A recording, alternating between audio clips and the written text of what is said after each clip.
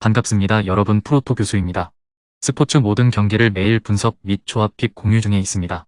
영상에 공개되지 않는 정보들도 정보방에 입장하시면 확인하실 수 있으니 참여를 희망하시는 분들은 영상 하단 고정 링크를 통해서 아무 조건 없이 자유롭게 참여가 가능하니 많은 참여 부탁드리겠습니다. 첫 번째 경기는 슈투트가르트 대 쾰른 한번 살펴보겠습니다. 슈투트가르트는 쾰른에게 패하면서 리그에서는 무승 행진이 이어지는 중 최근 5경기에서 승리를 거둔 경기는 하브리그 팀인 파더보른과의 경기에서 2대1로 신승을 거둔 경기밖에는 없었죠. 전반적으로 하위권 팀을 상대로는 꽤 선전하는 타입, 분위기를 타면 무서운 팀이라 전력에서 아주 밀리는 상대가 아니면 나름대로 에너지 레벨과 공격성을 보여주는 모습을 보여주고는 있습니다. 다만 기라시, 토마스가 동시에 결장하는 상황인데 이 선수들이 팀이 기록하고 있는 골의 25% 정도를 차지하고 있기 때문에 전방 공백은 상당히 큰 상황이라고 보는 편이 낫습니다. 게다가 쾰른이 활동량과 무한 압박을 팀 기조로 삼고 있기 때문에 슈투트가르트가 쾰른을 상대로 우세한 상황을 만들 수 있을지도 알 수는 없는 상황입니다. 쾰른은 상대가 누구든 자기만의 축구를 구사하는 타입이라 슈투트가르트의 에너지 레벨이 부담스럽다고 해서 본인들의 기조를 바꿀 만한 상황도 아닙니다. 오히려 라인 싸움에서 밀릴 것을 상정하는 것이 나을 수 있습니다. 쾰른은 최근 상당히 상승세를 타고 있습니다. 까다로운 상대인 프랑크푸르트를 상대로도 3대0으로 승리를 거두면서 최근 5경기에서 패배가 없는 훌륭한 기세를 유지하고 있는 상황입니다. 최근에는 여러 전술을 가동하면서 상대에 대한 맞춤 전술을 사용하고 있는 상태, 그래도 팀의 기조가 압박 지향적인 것은 변함이 없는 상태죠. 적극적인 압박으로 상대의 빌드업을 틀어막는 압박의 효과는 상당한데 위넨과 라이프치히를 상대로도 멀티 실점을 허용하지 않는 등 2023년에는 리그 5경기에서 2실점에 그치는 등 압박으로 인한 수비적인 성과가 상당한 편입니다. 물론 득점력 기복은 다소 심한 편, 공격 플랜이 크로스에 집중되어 있기 때문에 크로스의 정확도에 따라서 공격이 널을 뛰고 있는 상태입니다. 지난 경기에서는 정확한 크로스의 비중이 25%로 다소 나아지면서 3득점에 성공했지만 0대0으로 비긴 라이프치히전에서는 크로스의 성공률이 13%로 감소하자 전방에서의 힘이 급격하게 빠지는 모습이죠. 생각보다 슈투트가르트가 크로스 허용에서는 리그 중위권 수준은 되는 상태라 쾰른도 지난 경기만큼의 득점력을 보여주지는 못할 가능성이 있습니다. 쾰른이 우세할 것으로 봅니다. 2023년에는 수비적으로 상당히 좋아진 모습을 보여주고 있습니다. 두 번째 경기는 볼프스부르크 대 라이프치히 한번 살펴보겠습니다. 볼프스부르크는 최근 4경기에서 승리가 없습니다. 공수 밸런스가 상당히 무너진 샬케를 상대로도 무득점에 그치면서 0대0 무승부에 그친 것은 상당히 아쉬웠던 결과죠. 경기를 지배했음에도 슈팅 숫자는 오히려 샬케에게 2배 이상 밀리기도 했습니다. 물론 원정에서는 다소 보수적으로 운영하는 양상을 자주 보여주고 있기도 했기 때문에 어느 정도 참작의 여지는 있는 상태죠. 홈에서는 공격적으로 운영하는 빈도가 많고 올 시즌에도 전방에서 시도한 태클이 3번째로 많은 만큼 공격적으로 운영하는 특성을 가진 팀, 지난 경기에서도 8개의 슈팅이 모두 박스 안에서 나오는 등 공격 작업의 완성도가 아주 나쁜 모습도 아니었고 라이프치히가 압박 시퀀스가 좋은 팀을 상대로는 다소 약한 모습을 보여주기도 했기 때문에 어느 정도 대등한 경기는 만들어 볼 수 있을 것으로 봅니다. 올 시즌 최전방에서 압도적인 모습을 보여주는 선수는 없는 상태지만 여러 선수들이 고루 골을 넣으면서 이를 메우고 있고 홈에서는 득점력이 훌륭한 모습을 보여준다는 점은 감안해야 할 것으로 보이기는 합니다. 라이프치히는 우니온 베를린에게 1대2로 패하면서 올 시즌 홈에서 처음으로 패배를 당하고 말았습니다. 압박에 능한 팀을 상대로 다소 고전한다는 약점을 결국 극복하지 못했던 셈, 홈에 비해 원정에서의 성적이 좋지 못한 것은 사실 일단 최근 치른 원정 8경기에서는 패배가 없을 정도로 이제는 원정에서도 안정감을 다소 찾은 상태죠. 다만 원정에서는 압박에 능한 우니온 베를린과 프랑크푸르트에게 다실점을 허용하면서 패하는 모습을 보여주는 등 압박에 고전하는 빈도가 홈보다 더 심해진다는 약점은 상당히 부담스러울 것으로 보입니다. 게다가 다음 경기는 맨시티와의 챔스 경기라 주전들을 FUL을 출전시킬 상황인지도 의문, 그나마 중앙에 집중하면서 점유율 싸움에서 밀리지 않는 방식으로 위기 상황을 미연에 방지하는 플랜을 생각해 볼 수 있겠습니다. 대체로 양상으로 출발하지만 양 윙어들도 중앙 지향적으로 움직이면서 양상을 자주 만들고 있기 때문에 중앙에서의 수적 우세는 충분히 만들 수 있을 것입니다.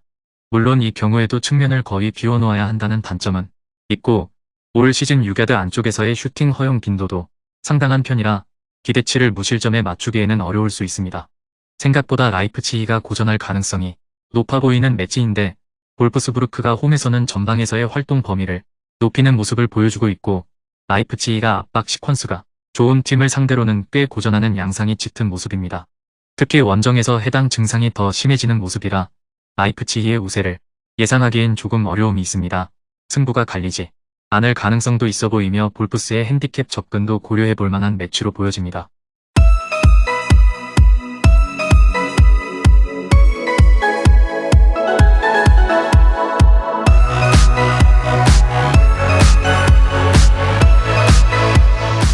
세 번째 경기는 글라트바흐 대 바이에른 뮌헨 한번 살펴보겠습니다. 뮌헨글라트바흐는 원정에서 약세라는 점을 증명하듯 헤르타 베를린에게 1대4로 대패하면서 체면을 구겼습니다. 결국 파르케 감독의 맞불 작전이 역습 위주의 헤르타 베를린에게 큰 코를 다치게 한 요소라고 할 수 있었을 것. 일단 뮌헨글라트바흐는 바이언에게 아주 강한 팀입니다. 최근 5번의 맞대결에서도 모두 패하지 않으면서 뮌헨 킬러다운 명성을 드러낸 바 있었습니다. 그러나 바이언만 만나면 야신 모드를 켜면서 바이언에게 악몽을 안겨주었던 조머가 다른 팀도 아닌 바이언으로 이적했기 때문에 지금까지의 강세를 이어갈 수 있을지는 주목을 해야 하는 편이 좋겠습니다. 물론 바이언도 라인을 내리고 뮌헨글라트바흐의 공격에 대비하기보다는 서로 강하게 나올 가능성이 높기 때문에 호프만, 휘랑 등이 버티고 있는 공격진의 활약은 충분히 기대를 해볼 만합니다. 물론 지난 경기에서는 70%의 점유율을 가지고 가슴에도 슈팅 숫자는 8, 19로 크게 밀리는 등 슈팅을 만드는 작업 자체가 원활하지는 못했다는 점은 걸리는 부분입니다. 바이언은 파리 생제르맹을 원정에서 1대0으로 잡으면서 난적을 상대로 소중한 승리를 거두었습니다. 다소 답답한 승리를 거두기는 했지만 부상자들이 속출한 데다 원정이었다는 점을 감안한다면 일단 큰 산을 하나 넘었다고 할 수 있죠. 바이언이 지난 경기에서는 파리가 두 줄 수비를 형성하자 답답한 모습을 보였으나 뮌헨글라트바흐가 수비적으로 나올 가능성은 크지 않다는 점이 호재입니다. 지난 경기 후반에 파리가 공격적으로 나서면서 수비 리스크를 지자 바이언도 공격 루트를 찾는 모습을 보여주었던 모습, 윙어들의 기복으로 인해 전반적인 경기력 고조가 심하다는 점은 변수이나 뮌헨글라트바흐가 라인을 높일 것을 상정할 수 있기 때문에 공격에서는 성과가 있을 가능성이 높습니다. 수비 라인을 책임지는 우파메카노, 더리우트 듀오의 시너지는 꽤 좋은 상태.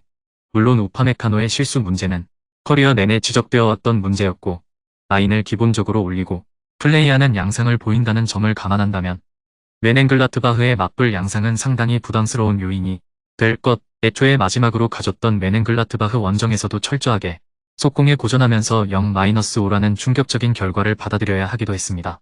두 팀이 라인을 올리면서 수비적인 리스크를 져야 하는 상황이기 때문에 난타전 양상을 염두에 두어야 하는 상황입니다. 뮌헨글라트바흐가 바이언에게 상당히 강한 모습을 보여주기는 했지만 그 주역이었던 조머가 바이언으로 떠났기 때문에 바이언이 유리하지만 주중 경기 피로도가 있을 가능성이 높습니다. 마지막 네 번째 경기는 보훔 대 프라이부르크 한번 살펴보겠습니다. 보훔은 도르트문트와 뮌헨에게 2연패를 당했습니다. 호펜하임을 잡아내는 등 저력 있는 모습을 보여주기는 했지만 리그에서도 상위권 전력을 자랑하는 두 팀과의 전력 차이는 상당히 컸다고 할 수 있었죠.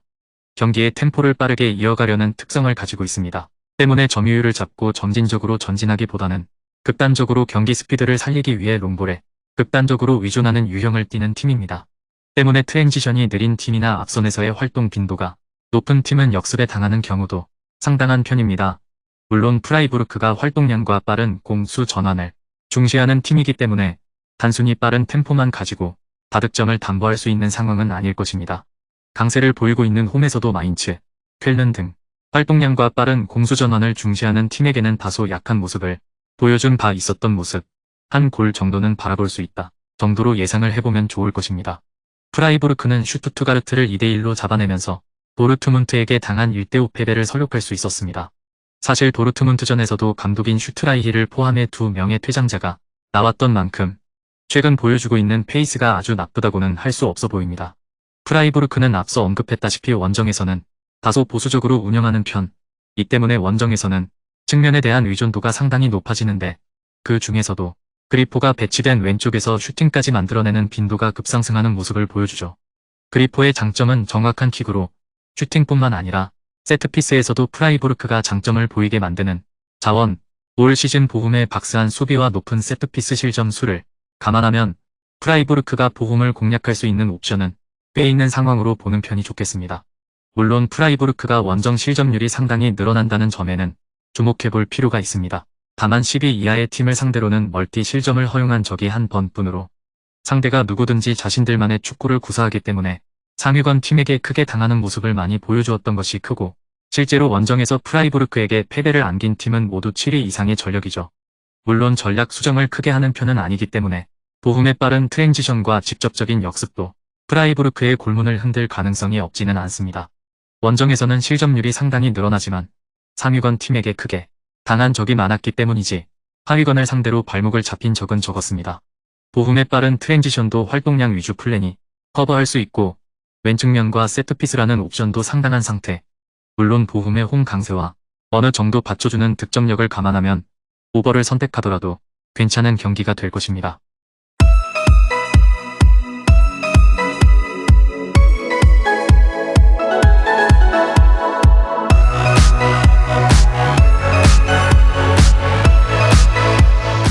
금일 경기들은 이렇게 알아보았습니다. 좀 더 다양하고 많은 정보를 원하시는 분들은 영상 하단 댓글에 링크 클릭 후 문의하시면 아무런 조건 없이 정보방 입장 가능하니 입장하셔서 정보 받아보시길 바라겠습니다. 그리고 영상에서 리뷰하지 않은 디테일한 정보와 조합픽은 매일 교수 정보방에서 공유하고 있으니 꼭 참여해보시길 권장드리며 이번 영상은 여기까지 하겠습니다. 시청해주셔서 감사드리며 늘 여러분들의 건승을 기원합니다. 감사합니다.